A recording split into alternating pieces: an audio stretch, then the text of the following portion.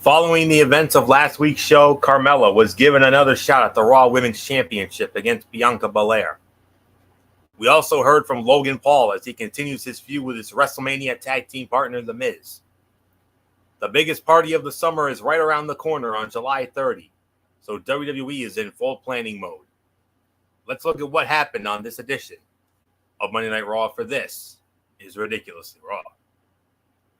Welcome, everybody, to Ridiculously Raw, the most must-see show on YouTube and StreamYard.com. Today, I am your host, Anthony Florio, joined as always by Girl MF Michael Fletcher and the Phenom, Michael Bullock. Of course, Bullock and I, fresh off another one of our legendary Raw chats. Of course, it was an extra productive Raw chat tonight because we also kept our eye on the Home Run Derby. We'll talk about that Thursday night on TXN Sports World. But for right now, Monday Night Raw, penultimate Monday Night Raw before SummerSlam, emanating from the Amalie Arena in Tampa, Florida, the home of the three-time defending Eastern Conference champion, Tampa Bay Lightning. And we started it out. Yes, it was a talking moment, but it wasn't what you thought. Tampa, Florida's own Titus O'Neil.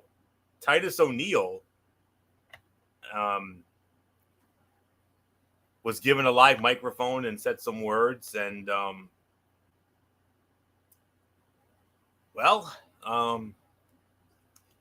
it was a speech about WWE, obviously, and of course we all know about his charitable endeavors, global ambassador, and the whole nine. It's going to have people wondering if the speech tonight would have taken place on this show if Vince McMahon were not under investigation. And it was also worth noting that the speech failed to mention anything about fans being welcome regardless of their sexual orientation. So that's very interesting to note. But regardless, though, you know, it was a heartfelt speech by Titus O'Neil, and you know, we'll just we'll see what happens. But for right now, let's MF. Can I at least say something about this promo, Anthony? Just yeah, absolutely.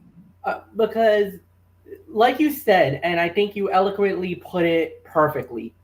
I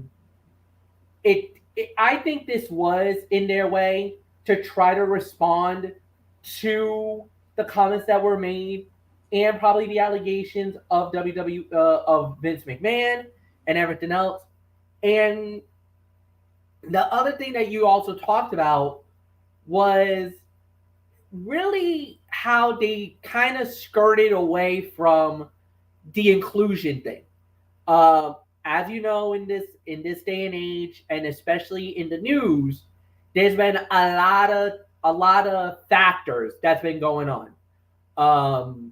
From basically the Roe versus Wade getting overturned to a lot of stuff in the news about racism, about sexism, about all these things. And I kind of feel like WWE kind of pivoted.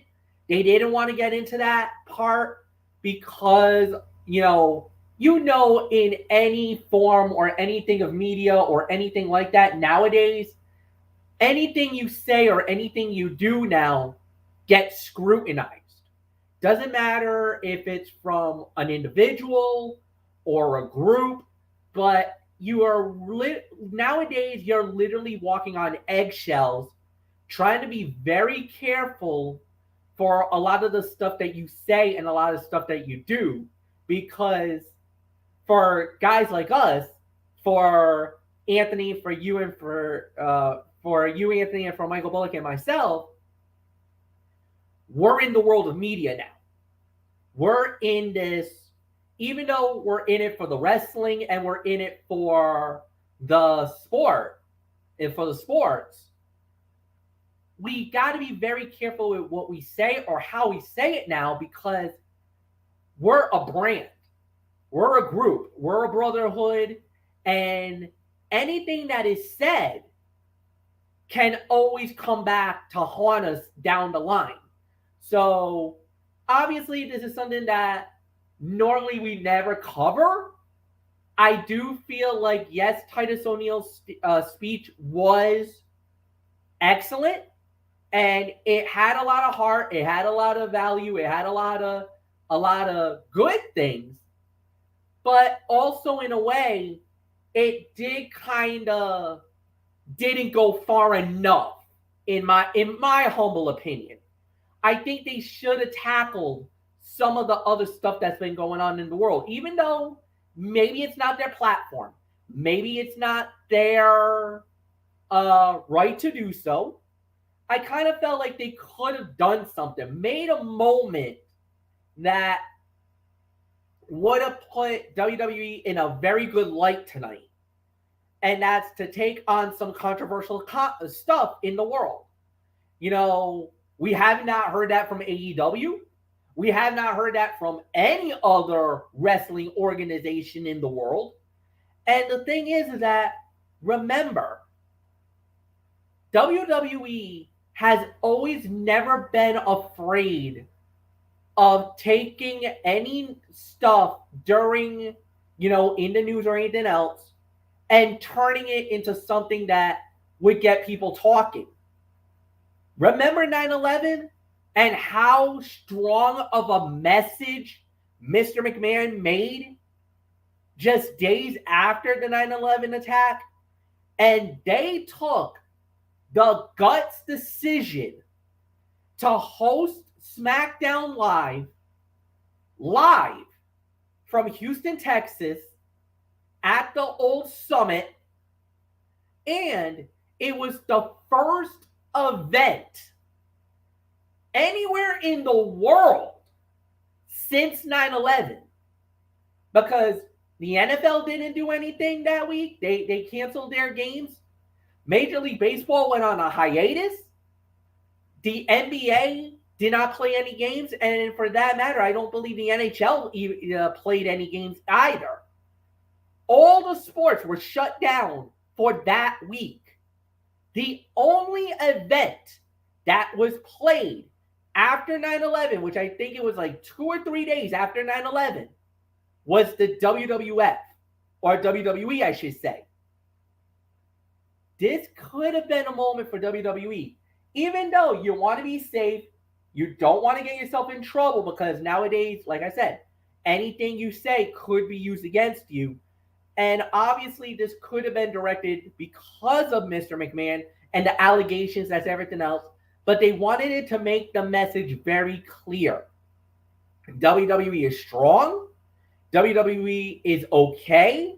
And they are not, because I think there's a lot of people secretly and whispering saying, I think WWE is in big trouble and they could, and all this stuff.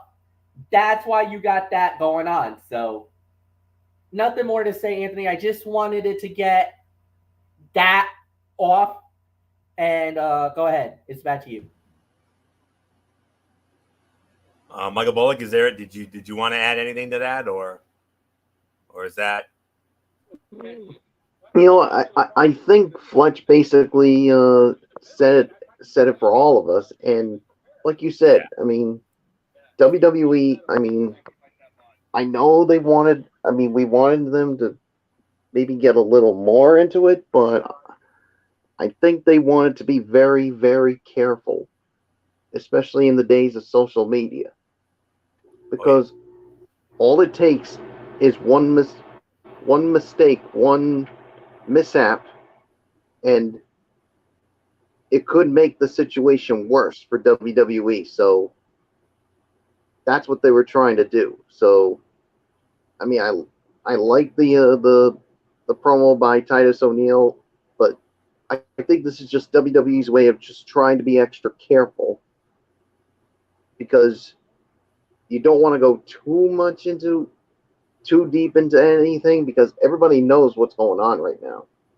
And in the days of social media, one mishap, one mistake could, I mean, if you thought, I mean, it's almost like how do I say it? It's almost like trying to pour gas on the fire, if that's the right way to put it.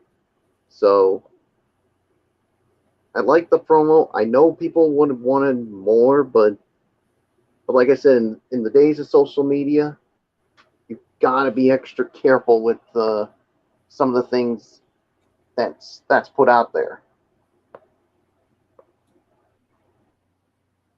Most definitely. So, yeah, one little mishap and you end up losing everything. I mean, we've seen it happen a lot in the world of sports and in entertainment. And one example, Tom Brenneman. Look what happened with him. Said an anti-slur on a hot mic, and he was done. So be careful what you say. That's the message here. So so that's all there is to say on that. Great word, great, very well said by both of you guys, and I'm not even going to try to follow it. So let's get into some action here. We had an in-ring segment, the traditional in-ring segment this time. Big time Becky Lynch. And it was announced that she will face the winner of the Raw Women's Championship match in the SummerSlam. And, well, here we go. Bianca Belair and Carmella battled for the Raw Women's Championship. And the winner of the match in 10 minutes and 25 seconds, and still the Raw Women's Champion, it is Bianca Belair with the KOD. So, gentlemen, one more time, we're going to run it back. Bianca Belair, Becky Lynch, one last time for the Raw Women's Championship at SummerSlam. And you know, this is what happens. I mean, we've seen this happen many of times over the years. Feud usually starts at WrestleMania, and it usually goes up until SummerSlam. We've seen it happen many of times. Two perfect examples would be the Ultimate Warrior and Ravishing Rick Rude in 1989 and Brock Lesnar and Kurt Angle in 2003. A couple of prime examples there. But I'll tell you what.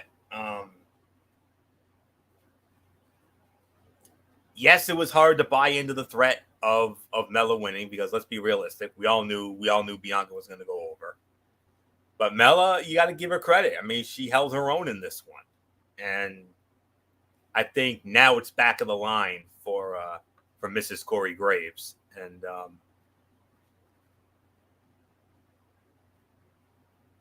solid match. We certainly didn't need to see it again, but they worked well, and they made it feel different from previous encounters. And then that's really all there is to say on that. And the way Carmella dumped Bianca onto the steps from inside the ring looked nasty in a good way. Belair sold it perfectly. And then Belair catching Mella as she jumped off the rope and then turning it into a beautiful vertical suplex is a testament to both women's skill. It takes two to do stuff like that. And Mella made it work just as much as Belair. I'll give this about 3 to 3.25 stars for the effort. And so there isn't really much more to say on that. So MF, gonna run it back one more time. EST, big time, back of the line for Mella. Got to be the blow off here. Got to be the blow off, no doubt about it. But here we go, guys. The biggest rivalry is about to go down, and it's going down in Nashville. Becky Lynch, Bianca Belair. Oddly enough, the rivalry started, I believe it was SummerSlam last year. Yeah, 1 year ago. So we're literally going back to the scene of the crime of the event that started this rivalry off. SummerSlam, different venue this time. This time it's Nissan Stadium in Nashville, not Allegiant in Vegas. but it's gonna be an unbelievable matchup. And she even alluded it. She talked about it, that she was hoping that she was going to pull another 26-second victory like she did 1 year ago in Vegas. So obviously Becky Lynch, and the thing is, there's some people out there that thinks Becky could do it. There's a few people out there now that's going out there that thinks Becky is going to win the title, that she is going to end the reign of Bianca Belair. So we'll see. We'll see how it plays out. But one thing is for sure, it's going to be a heck of a matchup, no doubt about it. And how's that going to be? We won't know until we get there. But look, 3 stars for the match. It was a solid fight. And yeah, I like the victory for Bianca. She needs to stay strong. Mel is now out of the picture, where I kind of felt like that was going to happen. But now we're getting the big one. Now we're getting a match where the title is literally on the line. And it's the 2 biggest names on Monday Night Raw right now. Becky Lynch, Bianca Belair. We've seen the rivalry already. We know what it plays. This is incredible as it's been. It started a year ago at SummerSlam. Yes, this is the second time this year we're having them in a major 4. WrestleMania, now SummerSlam.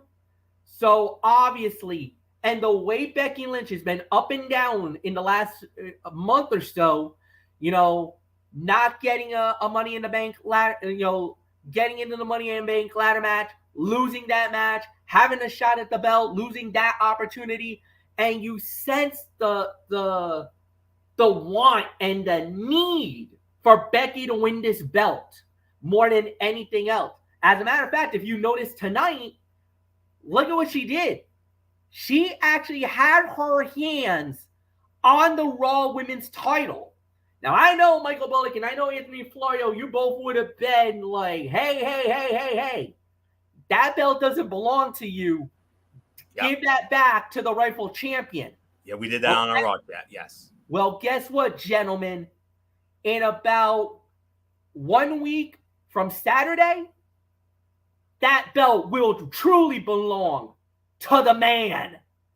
Big Time Bex will rise again and will take the Raw Women's title from the EST of the WWE. I'm calling it here. I'm calling it right now.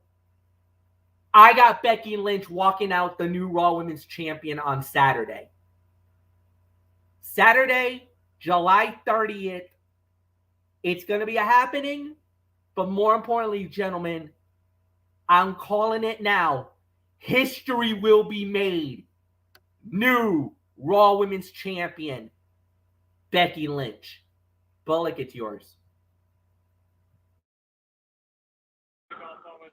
Wow, I mean, that is vintage Michael Fletcher right there, the hype man there. But man, this is tough for me. But I'm sorry, Fletch, but I'm gonna have to respectfully disagree with you because, I mean, look, 1 year ago at this very event, like you said, Bianca Belair lost the SmackDown Women's title in 26 seconds to Becky Lynch. I mean, you really think that, I mean, even though this match is not even going to be 26 seconds, you really think Becky's going to do it again? I think they want, I mean, because like you said, this whole thing started 1 year ago, and now it's come full circle, and I think Bianca's not going to let history repeat itself. So I respectfully disagree. I think Bianca's going to retain the title. So that's just my personal opinion. So 3 stars for me on this match. So it's yours, Florio. All right.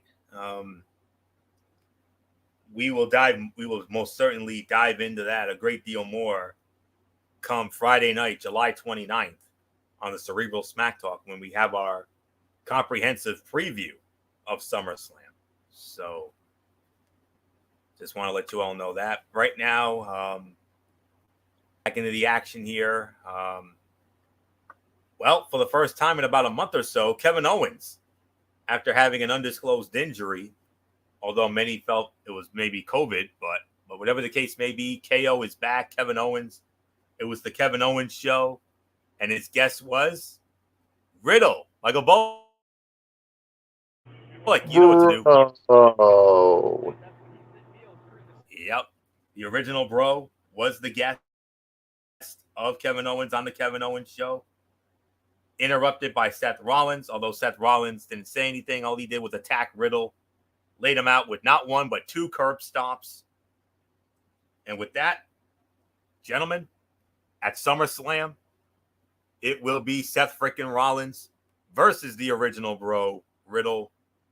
MF, we're obviously probably not going to get into the segment unless you want to, but early thought on Rollins versus Riddle, potential show stealer there. Potential show stealer, no doubt about it.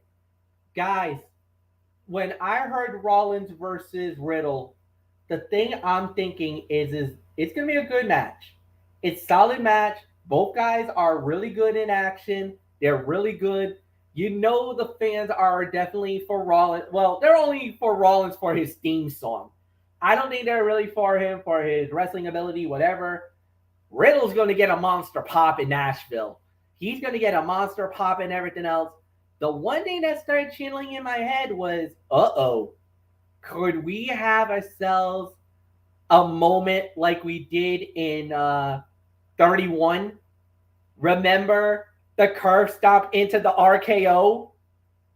Come on. Think about it. Yep. You know Riddle's been using it lately. Yep. If Rollins tries to go for the curve stomp, he could walk right into another RKO. And if that happens, Jimmy Smith's going to lose his mind. He's not just going to lose his mind. I'm going to lose my mind. Remember, I'm commentary this one too. Yep. It's a major show. fall. Yep. So, not just SmackDown, but Raw too. Yeah. So, oh my goodness. So we'll see. It's going to be interesting. Yeah, like you said, the segment, nothing to be spoken of. Yes, I'm happy that Owens is back, the whole 9 yards. I'm just wondering what they're going to do now. Like, that's going to be very interesting to watch, but nothing more to say. So, Bullock, it's yours.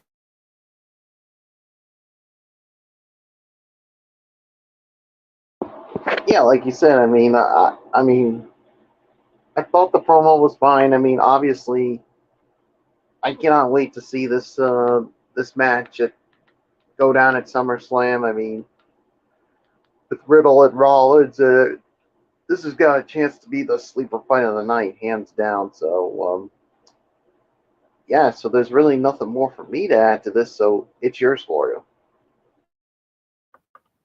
Yeah, segment, as we always like to say, nothing to speak of, but, typical segment there. But, hey, Michael Bullock announced it shortly before Raw went on the air tonight. He announced it via our Talking Wrestling TXN messenger chat. And, yeah, Rollins and Riddle. Yeah, that's got show stealer potential right there based on their bodies of work. And you may not like Riddle's gimmick. But you've heard me say this before. I'll say it again. He is this generation's RVD. I mean, and many people back then didn't like RVD's gimmick, weren't too crazy about it. But when it came to his in-ring ability, he delivered. Sometimes even over-delivered. And I got a good feeling that Rollins and Riddle are gonna put on a banger of a match in the SummerSlam, no question about it. And I do believe. You want to throw out some early projections. My early projection is that Riddle's going to win that match. So, we're just going to have to wait and see on that. But, all right. So, then the latest in the saga of the Mysterios and Judgment Day, Rey Mysterio went one-on-one with Damian Priest, and Damian Priest wins the match in roughly 5 minutes of airtime. And Michael Bullock, there isn't much more to say here except a fun little sprint for the time that we got. And let's not forget, guys, and Bullock, as I give it to you to start it off here, next week, Monday Night Raw, the world's most famous arena, Madison Square Garden, we're going to acknowledge the 20-year anniversary of Rey Mysterio. Yeah, like you said, I mean, this is, well, first off, for the match, I'm going to give this about maybe 2.5. Like you said, it was a fun little sprint in the amount of time that it did get. So no surprise about the outcome here, but as far as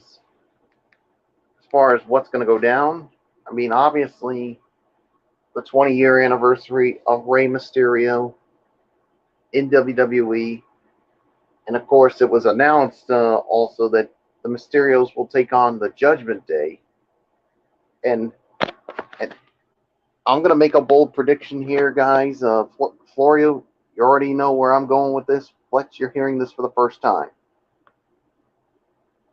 I think the Judgment Day, well, first, I think they're going to win, and then I think they're going to attack the Mysterios, and then I think, and this is what I think is going to happen, I think you're going to see the return of the Rated R Superstar, and I think it's going to set up Finn Balor and Edge at SummerSlam, because you know Edge wants retribution on Finn Balor and the other members of the Judgment Day. So that's my story. I'm sticking to it.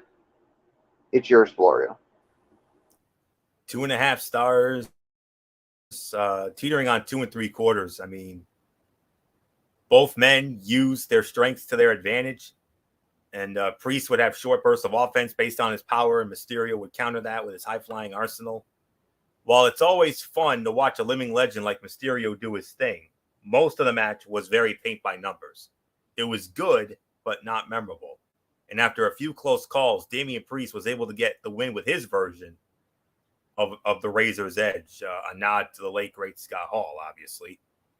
And Dominic ended up agreeing to join Judgment Day as long as they stopped attacking his father with a chair after the match. And then they turned him down and beat him down with a chair instead. And yes, that's what Michael Bullock told me during our chat this evening. And it's starting to feel like WWE has lost some of the faith it had in Dominic. I mean, he hasn't been wrestling on TV nearly as much as he used to. And Rey does so many things with more precision than should be possible. His skills might qualify as a sixth sense because he just always knows how to be in the right place at the right time with every move. And they may be losing faith in Dom, but the thing is,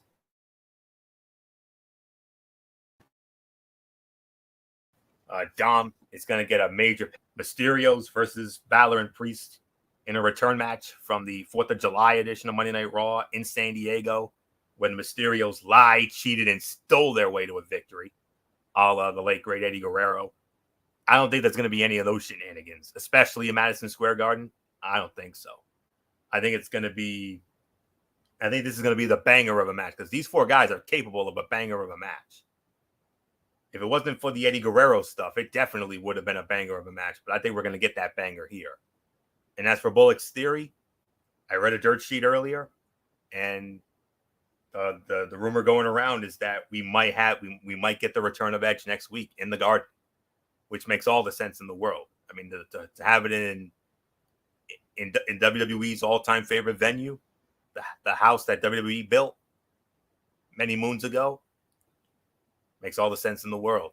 And if it does end up being Edge and Balor at SummerSlam, there is a banger and a show stealer right there, no doubt. So we're just gonna have to wait and see on that. And 20 years of Rey, wow, been a big year for that. First it was Brock Lesnar, then it was Randy Orton, then it was John Cena, and now it's Rey Mysterio.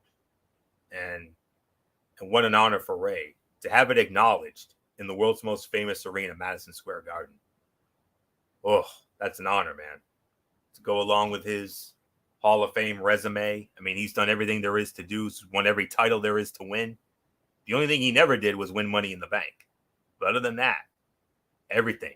WWE champion, check. World Heavyweight champion, check. Intercontinental champion, check. US champion, check. Tag team champion, check. Royal Rumble, check. 2006.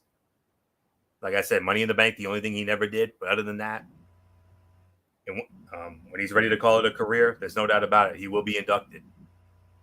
And he will take his rightful place in the WWE Hall of Fame when he's ready. So 2.5, 2 3/4, fun little sprint. And MF, Rey Mysterio, 20th anniversary, Madison Square Garden. Don't get no better than that. Yeah, it doesn't get any better than that. I totally agree with everything that you guys said. I think we're going to see Edge next week in Madison Square Garden. They got to make that show the biggest one yet because of the fact that that is literally your go home to SummerSlam. If you're Monday Night Raw, you got to pull all the stops next week. Madison Square Garden, New York City, in the heart of WWE country. Like you said, Anthony, there's 4 cities that are 5 cities that is synonymous with WWE. Boston, Providence, Hartford, New York. That is the core 4 of WWE. Those 4 cities alone gets top billing than any other place in the country. I'm sorry, I'm calling it. If anybody knows the territory like we did back in the day, the WWE used to be from New York all the way through the New England. That was their territory. That was their home area. That was their home base.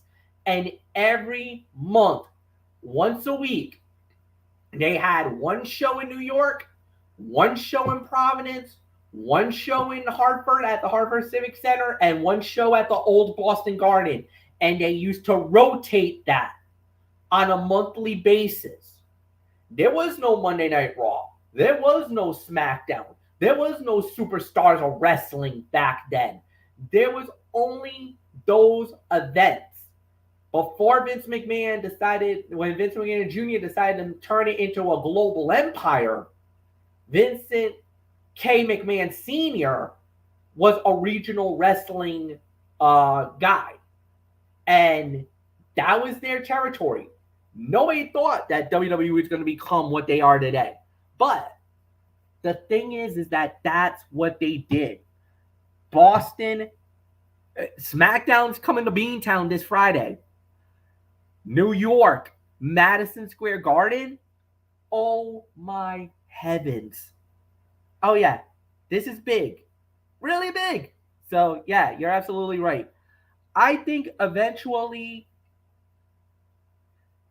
look, I think next week is going to be huge for Rey. 20 years, he deserves it.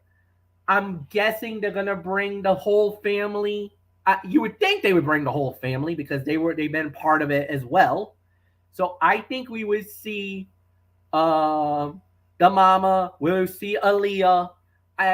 Dom is still there. There was actually a very special moment, and they did it when they were doing the watch along after Rey and Dom had won the tag belts, and as to have the family together reunited.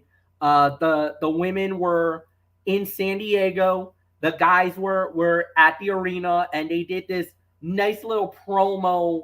Well, it wasn't even a promo, but they surprised the ladies with the men, with the belts, like literally minutes after winning the tag team titles. I think it was like maybe a half an hour, maybe like 10 or 15 minutes after they won the belts.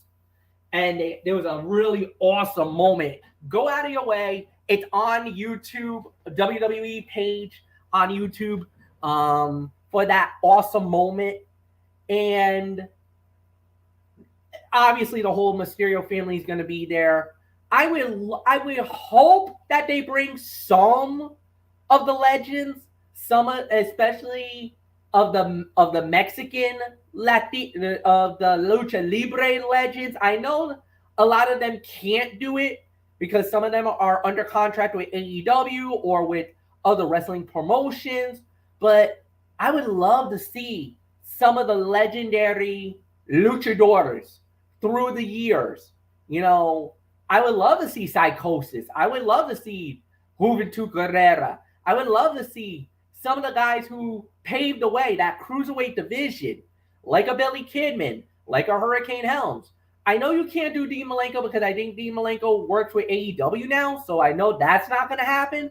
But I would love to hear, just like they did with John Cena, I would love to hear some of these guys doing testimonials for Rey Mysterio because, quite frankly, damn it, he deserves it for everything he has done for wrestling, for everything he does, not just in the United States, but especially in Mexico, the Lucha Libre, the AAA, and the MCLL, where he was very vital in that in those days.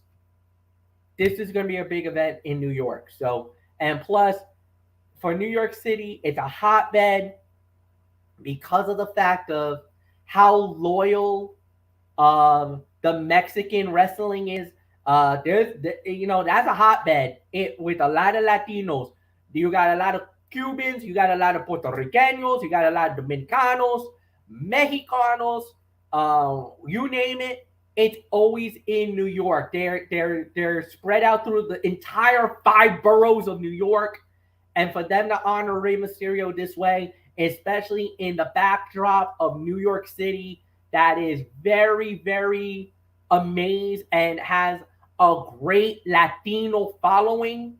This is there's about maybe 3 or 4 places in the world that you could do this in.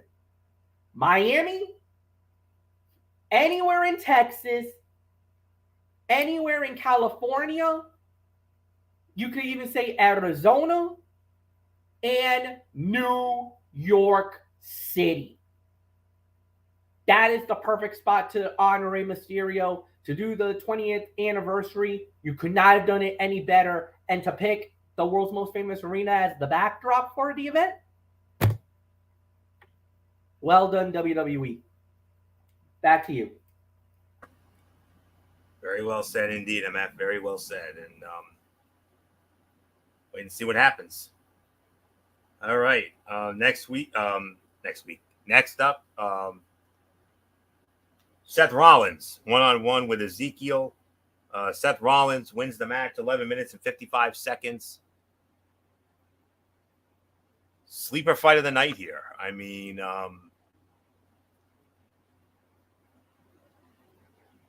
Zeke might not win all of his matches, but getting the chance to show off more of his physical abilities than he ever did when he was Elias has opened a lot of eyes to how talented he is. And it may have been a competitive exchange, but Zeke controlled most of the first couple of minutes. And I'll tell you what, the way Rollins crotched Zeke on the top turnbuckle looked legitimately painful. And the way Zeke picked Rollins up into an electric chair position was an impressive bit of power. Just stood right up like it was nothing. I'm going to give this between 3.25 and 3.5 stars. And but then again, look who Ezekiel was in the ring with, for goodness sakes. He was in there with Seth freaking Rollins. And we all know Seth freaking Rollins can make anybody look good. And I know a lot of fans may have soured on the gimmick and all that. I know a lot of them may have sat on their hands during this match. But that match was actually quite ended up being just like the last one. Better than expected. You would think Rollins would have had an easy time with him, but no, he made Zeke look pretty damn good here tonight. So we'll give this about 3.25 to 3.5 stars for the effort. So MF, I mean, outcome was not in doubt. We knew Rollins was going to go over, but boy, howdy, he made Zeke look great for a second time in as many weeks. Yeah, this was a coming out performance for Zeke. I mean, I don't think you can say anything bad about it. I mean, this was a definite performance that we had more than anything else. And yeah, I thought they did a really good job with it. And for Seth Rollins, already, you want to talk about workhorse for WWE? tonight was his 73rd match in WWE. 73 matches already. And I'm going to give a big shout out to WrestleOps because they're the one that's been tracking this. And Seth Rollins right now has the third highest total in WWE right now of most matches in 2022. 73 matches, including tonight. So this was his 73rd match. The two highest ones are the Usos. Riddle's got 68 matches under his belt. And our new SmackDown Women's Champion, Liv Morgan, 65. The most of any woman on the roster right now. So for Seth Rollins to do this was impressive. To do it at the high level he does is impressive. And still, this man is a workhorse. This is why he is known as Seth freaking Rollins. Well, once it goes to TV 14, that name is going to get altered. I can't say it on this show because we are still a PG show. So I'm just saying. But you'll know once we get to that point. But yeah. Excellent. The other thing I really enjoyed was, this was Ezekiel's one of his better matches. He's getting better in the ring. The more talented guys you get against Ezekiel, the more that he gets to develop, the more he gets to get over. And that is also another great thing because of the fact that him in his body of work is going to make himself a big star in WWE. And the thing is that they're not trying to make him a championship, no, but they're trying to make him as a workhorse, as a guy that you can rely on to give you a solid match. And what he's doing with his Ezekiel gimmick is actually getting over. Yes, at the first we're like, really? You're going to turn him? I'd rather prefer Elias to come back. No, Ezekiel's making his own name, his own stuff, and it's working for the most part. Now, is it 100% bulletproof perfection? No. But what we've seen lately, it's almost like Madcap Moss on SmackDown Live. They're taking something, they're turning something from maybe it wasn't so great and was like, oh, this is doomed to fail, to now they're getting over by the WWE Universe. So I'm going to say this. Ezekiel is the Monday Night Raw version of Madcap Moss. We're taking him seriously now, guys. And I think that's something that, at first WWE didn't think was going to happen. But, hey, good for you. So, nothing more to say. 3.25 to 3.5. Definitely fight of the night worthiness. Bullock, it's yours.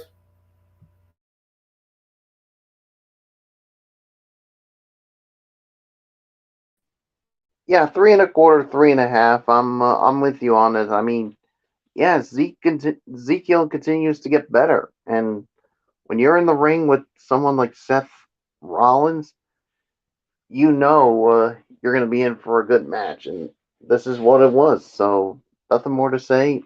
It's yours, Florio. All right. Then we had Omos squaring off with Angelo Dawkins. Angelo Dawkins wins the match via disqualification, 1 minute and 20 seconds.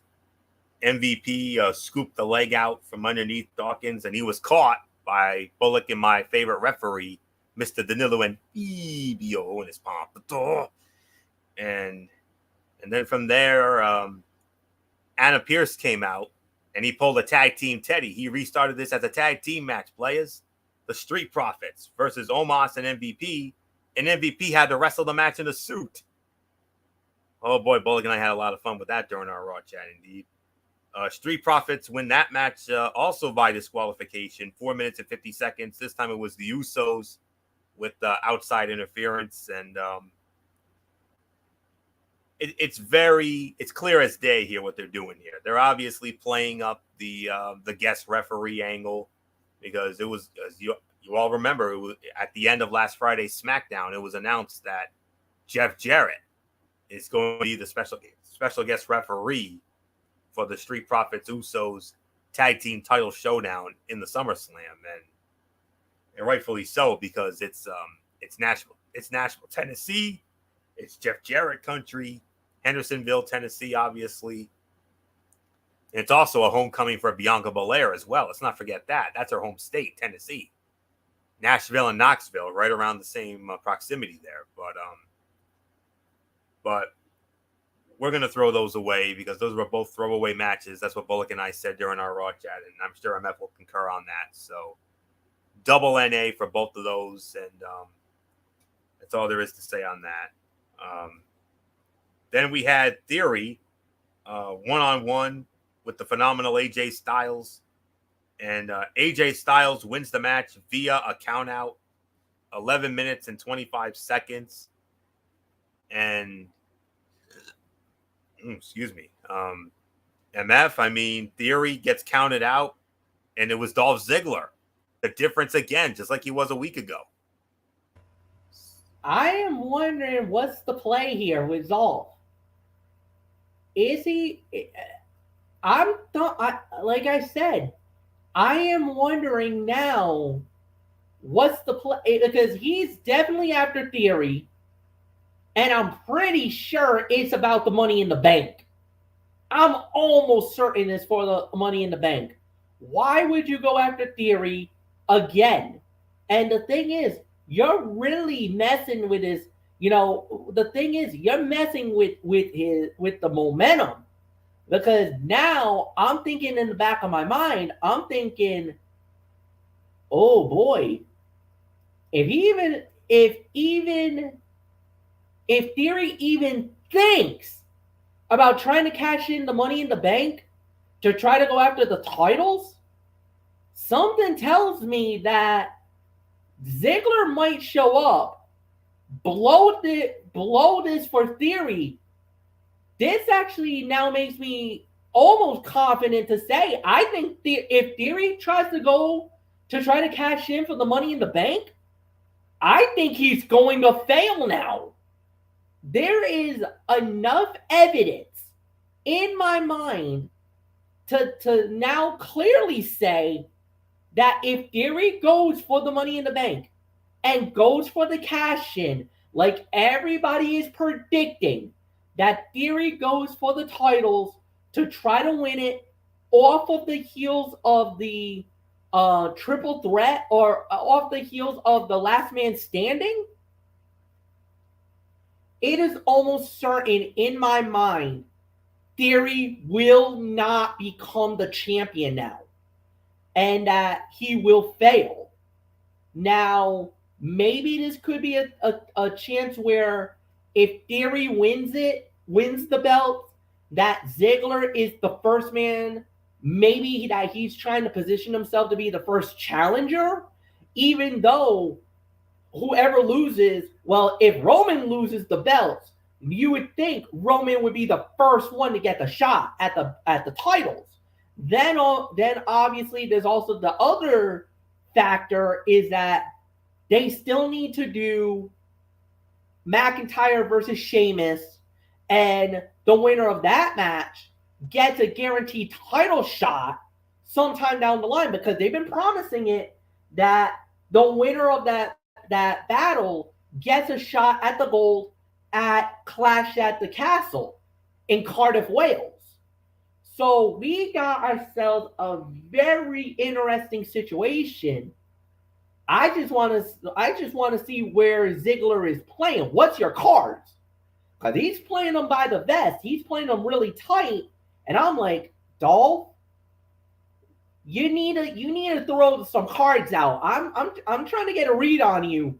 I think I know what you're trying to play for, but I'm not 100% sure. So that's where I stand. So yeah, interesting match. AJ gets a nice win unfortunate that it's by count out. I think a clean victory would have been great for AJ, but it also gives Theory a little bit of a scapegoat type moment because of the fact that he could say, well, I didn't really lose. I kind of got screwed. Well, in a way, yes, he did. But is anybody crying over Theory losing tonight the way he lost? Nope. I'm not. Nothing more to say. 3 for the effort. Bullock, go. Yeah, it's 3 for me as well for the match. I mean, Fletch basically brings up a lot of points here when it comes to this whole thing, so there's really nothing more for me to add, so it's yours, Florida. Yeah, 3 stars for the effort, and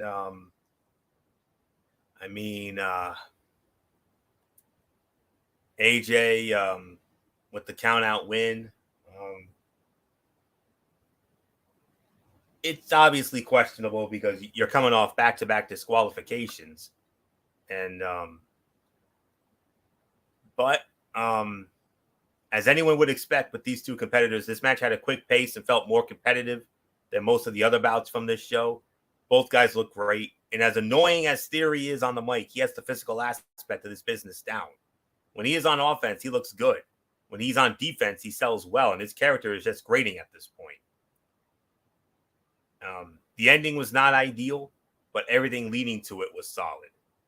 3 to 3.25 stars, and that's really all there is to say on that. Then we had a 6-woman tag team match. Alexa Bliss, Asuka, and 24/7 champion Dana Brooke squaring off against Nikki ASH, Doudrop, and Tamina. Unfortunately, this match got marred by 24/7 silliness. 2 minutes in, Akira Tozawa appeared from under the ring, pinned Dana Brooke to win the 24/7 belt. Nikki and then Nikki ASH won the belt. Alexa Bliss won the belt. Doudrop then got it. Tamina got it again. Brooke regained it. We had 6 24/7 title changes, and it was a mess. Not funny at all, and that's really all there is to say on that. So that was an absolute dud. That was the worst fight of the night. I thought the 24/7 title rules are suspended in matches like that. Why the hell did that happen? I thought normally if the 24/7 champion's in a match, unless it's a one-on-one, if it's like a multi-person match, why the hell were the rules not suspended? Typical nonsensical WWE booking. That's what it is, MF. Yeah. Typical. So, and that's why Derek Ferreira goes on these weekly rants. Don't be surprised if he does another one later or tomorrow even. But for right now, that was a dud. Worst fight of the night. We're not even going to waste any moment on that. And you think it couldn't get any better than that? Well, oh yeah, it does get better than that. If I ever told you guys that The Miz and Logan Paul would be in the main event segment of Monday Night Raw, you guys would have said I was nuts. Well, guess what? It happened. Miz TV closes it out. The Miz and Logan Paul. And to the surprise of none of us, Logan Paul versus The Miz at SummerSlam. It is official. The match we didn't want, we're getting it. So, and obviously, Logan Paul is going to serve as the quote-unquote babyface here. And let's be realistic. Are any of us really sold on the idea of Logan Paul as a babyface? I'm not, because he's such a natural heel. So, but we'll see how it goes. But and Logan Paul's gonna have his own little talk show segment next week. Oh yeah. And you're gonna do that in Madison Square Garden.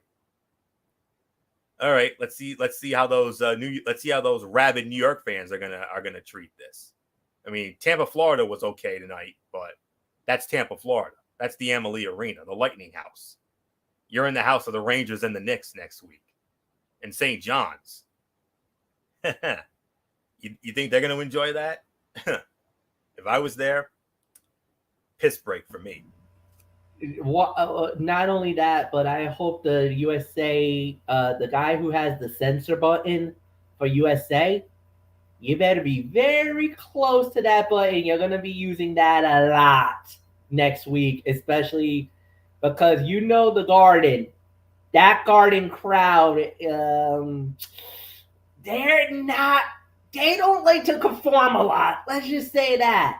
No. I mean, remember the time when Brock Lesnar dropped that nuke on Paul Heyman about the Roman Reigns, and the crowd of New York basically was telling Paul, "You effed up." Yeah, the censors had to come out that night. It might come out again next week. Yes, indeed. I mean, what else is there to say? I mean, that New York crowd. I'm just gonna sum it up, and by saying that crowd is gonna eat Logan Paul alive. He'll be lucky to make it out of there alive. That's all I'm gonna say, because we know how they get. It's been that way for 50 plus years. So that's all there is to say on that. So we're not even gonna waste any time on that. So overall review, Michael Bullock, we'll start it off with you. A quick thought on this penultimate edition of Raw Tonight from Tampa. I'll give it about maybe 5.5 to. You know what? I'll give it about 6 out of 10. I mean, you had some good moments, but there were some things that really I could have done without. So there's really nothing more for me to say. So it's yours, Florio. Yeah, that's about right. 6 out of 10 for me as well. I mean, it was a mess at times. Let's be realistic. With some very bad finishes, those 2 DQ finishes and that count out finish. Yes, there was some solid hype for SummerSlam in there as well. But the thing was, for the first time in about 5 or 6 weeks or so, 5 weeks, since the June 13th Monday Night Raw went head-to-head with Game 5 of the NBA Finals with the Boston Celtics and the Golden State Warriors, that's the last time they had any real serious competition. And tonight, they had very stiff competition, the Major League Baseball Home Run Derby. And Michael Bullock and I, we flipped back and forth literally between that and Raw tonight, as expected. That's not going to be the case for the next several weeks. That is until Monday Night Football comes back. I think that's the next real threat. And yes, there's a college football game on Labor Day night, but Clemson, Georgia Tech, yeah, that's not really a must-see matchup, to be honest with you. If it was a must-see matchup, then okay. But this is the last real threat that WWE has on Monday nights until Monday Night Football comes back in a couple months. So in September 12th, as a matter of fact, when the Denver Broncos and the Seattle Seahawks square off. But anywho, Home Run Derby was definitely the better thing here tonight. But we had some moments, Seth Rollins and Ezekiel, the sleeper fight of the night, surprise fight of the night. A couple of other solid matches here and there, solid SummerSlam hype. And we got Bianca and Becky one more time for the Raw Women's Championship. Unfortunately, we are getting The Miz and Logan Paul. And we got some solid hype for next week. Rey Mysterio, 20th anniversary in the Garden. And Rey and Dominic will team up against Finn Balor and Damian Priest. A lot could happen during that segment. Or I should say that match. And then, of course, the Logan Paul segment. So, Mr. Paul better be praying to the good Lord above, because that crowd's going to eat him alive next week. I'm telling you that right now. If they cheer for him, I will be shocked. But if I know Madison Square Garden, if we know Madison Square Garden like we do. So, but 6 out of 10. Solid, not overly spectacular. MF, I mean, no surprise considering the very stiff competition from an amazing Home Run Derby tonight. Yeah, no doubt about it. Like you said, solid event. Nothing more to say. I could give this about 6. I mean, I'm just gonna be fair with that. So I got really nothing more to add. So yeah, Anthony, it's yours. All right. Get into the Tony's take here, and then we'll call it here. You know how we do it, as we always do it. Impact Wrestling, starting it off from Center Stage in Atlanta, Georgia, exclusively on Access TV. And of course, for those of you who have the Impact Insiders membership here on YouTube, where you get those episodes commercial free. And so with that, let's dive right on in. We had a 6-man tag team match, Violent by Design, all 3 members squaring off against Impact Wrestling World Heavyweight Champion Josh Alexander and the Motor City Machine Guns. Alexander and the Motor City Machine Guns win the match, 3 3/4 of a star. Really great 6-man tag to open up the show. Both teams delivered here. The story with Eric Young and VBD, they did a good job expanding that in this match. Josh and the Machine Guns worked really well together, so we got a really fun opener here, as should be expected given the participants. Interesting stuff after the match as Sabin and Shelley set their eyes on the World Heavyweight Championship. And wait till you hear what's going to happen with that. So that's all I'm going to say on that.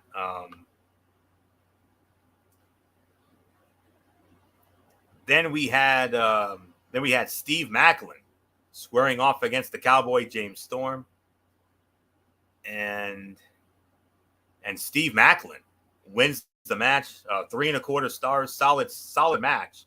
But James Storm has the hiccups you'd expect from a guy who has been in the business as long as he has. He's not bad or too old, just things like the ugly code breaker and sling blade that held this one back a bit. So that's really all there is to say there.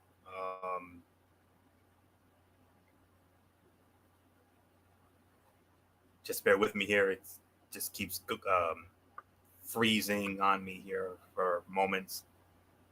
All right. Chelsea Green one-on-one with Mickie James. Chelsea Green wins the match. 2 stars. It had some good, but a lot of stuff I didn't like. I'm sure some people will highlight the good and say it was much better than I thought. But the match was just not good at all, given the talent of both women involved. So much went wrong, and the finish was not executed well. And then we had Tenille against Masha Slamovich. Delicious squash. Masha has grown on the fans, and Impact has done well building her up. And another Masha squash over a viable opponent in Tenille Dashwood. Honor No More against the Bullet Club, 8-man tag match. I think this was the main event. Honor No More wins the match, 3 1/2 stars. Typical 8-man tag on Impact, including the breakdown at the end. But Honor No More gets a win in one of these, so I'm good with it. And it's really all I can say there. So I'm going to give it 7.5. Nice little main event. 7.5 out of 10 for me. Another strong addition of Impact with many of the matches delivering. Only one falling a little flat by my standards, but Impact could use a ton of improvement with their production, especially of backstage segments. Some stuff they did last week was good, but most of it felt low rate. Outside of that stuff, the show was well done, and they set up a really strong show for next week.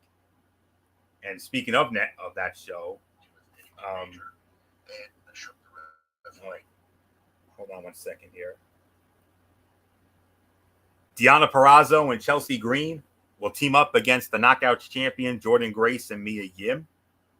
Speedball Mike Bailey, will defend the X Division Championship against Diener. And Alex Shelley and Chris Sabin will go one-on-one against each other in a number 1 contenders match. And the winner of that match will challenge Josh Alexander for the World Heavyweight Championship at the Impact Plus Emergence Special that will take place on Friday night, August 12th. So in the coming weeks, I will have a preview of that. That will be on the August 8th edition of this show. So mark that down. August 8th, special Tony's Take. I'm gonna set the table for that emergence show. So all that you just heard, that all goes down this Thursday night on Access TV, 8 p.m. Or for those of you who have the Impact Insider membership on YouTube, 8:30, commercial free, and that's really all there is to say on that. And then from there, quickly get into NXT Level Up, and then we'll call it here.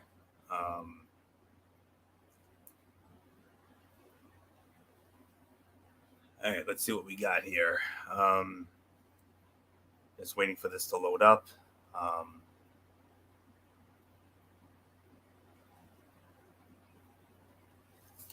Bear with me for a moment.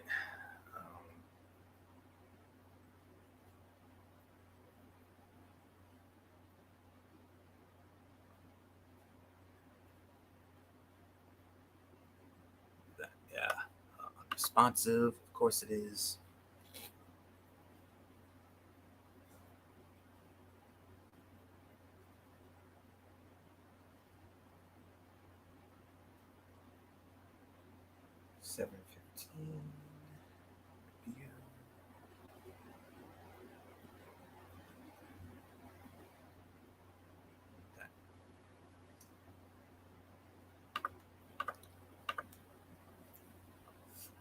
All right, I got it. Here we go. Ike Manjiro squaring off against Quincy Elliott. And Ike Manjiro in 5 minutes and 5 seconds. Crowd had fun with it, as it was entertaining. Jiro is still the bigger star, so him winning is fine. 2-star effort. Kiana James against Sol Ruka. And Kiana James wins in 4 minutes and 20 seconds. It was all right, as it got Ruka out in front of a crowd. Super basic, as you would expect, but solid for a sub 5 minute match. 1.5 stars. And in the main event, it was Miles Bourne and Javier Bernal against Andre Chase and Bodie Hayward. Chase U. And Chase U wins in 5 minutes and 47 seconds. Basic tag match with a hot crowd, as Chase U continues to be the hottest act on this show. And let them run with this on NXT 2.0 as a potential feud with the Creeds could work. 2.25 stars, default fight of the night. 6.5 out of 10. I like the show, as they use popular acts and it made for a hot crowd and fun time. Nothing must see, obviously, but a solid use of 30 minutes for the developmental brand to the developmental brands. So 6.5 out of 10. So with that will put the bow on this edition of Ridiculously Raw. I want to thank you all so very much for tuning in, as always. Wednesday night, what time am I at? 10:30? p.m. 10 p.m. Okay. All right. MF said it. 10 p.m. Wednesday night, immediately following AEW Dynamite. It will be Wednesday Night Madness on MF's channel, Brace Fan 95, as we will have NXT 2.0 and AEW Dynamite. Thursday night, I'm thinking possibly same time. It'll be TXN Sports World, as we will have the recap of the Home Run Derby, Major League Baseball Home Run Derby, as well as the Major League Baseball All-Star Game. MF, get ready, because you're going to have another supersized Big 3 basketball report. And then we will close it out with our recap of the annual SB Awards. And we'll run down all the winners and everything else. So that'll be on Thursday. And then Friday, Cerebral Smack Talk, 11 p.m., immediately following AEW Rampage. MF will have that as well. Friday Night SmackDown, AEW Rampage, and in a special Mikey's Mindset, MF, I know you'll be getting into the Ring of Honor, Death Before Dishonor pay-per-view. And I know, I also noticed that you did a video about the RWA Legacy. I'm sure you're going to be addressing that in a future Mikey's Mindset this week. I will give you some of the results on that as well. Plus, I will currently update you on what's going on with the G1 Climax Tournament, New Japan Pro Wrestling G1 Climax Tournament. The tournament has begun. It is going on as we speak, and I will give you at least the latest update on what's going on as it pertains to the blocks. Block A, Block C, Block B, Block C, and Block D give you the latest scoring updates on where we stand going into the tournament. So yeah, that's what we'll have. So it's going to be a very supersized Cerebral Smack Talk on Friday. You could also always if you wanted to throw a little bit of it on Wednesday Night Madness as well, since that's your show too. So we'll see. I'll see what I'll do. Yeah. All right, because I saw the video you did the other night about RWA Legacy, that preview video you did. I know you wanted to address. I'm sure you wanted to address that and address all the Ring of Honor, because that's the big pay-per-view this weekend in Lowell, Massachusetts, and MF will set the table for that. And then obviously the G1 Climax, and go from there. So that's it. And then of course next week, right back here as we kick off SummerSlam week next week already. Can you believe it? Unreal. Holy cow, are you kidding? So that'll be next Monday night as we talk about Monday Night Raw from the world's most famous arena, Madison Square Garden. Don't get no better than that. And all right, so that's it. So until Wednesday night, for Wednesday Night Madness, 10 p.m. over on the MF channel, Braceface 95, Anthony Florio here for Gorilla MF Michael Fletcher, and in spirit, the Phenom Michael Bullock, and of course always and forever the First Lady Dee Dee Woodson. You know the routine, everybody. Thumbs up. Talk to you later. Yeah, throw it up Fortune 4 style. Bye for now, my friends. God bless. Be good to each other. Have a blessed couple of days. And until Wednesday night, for Wednesday Night Madness over on the MF channel, you've been watching Ridiculously Raw right here on the Tone 25 on YouTube and streaming.com. And remember, my friends, I can't stress this enough. Beyond anything else, wrestling is indeed actually real. For everybody who has been a part of this one, for now, Anthony Florio, so long. Bye, everybody. Bye.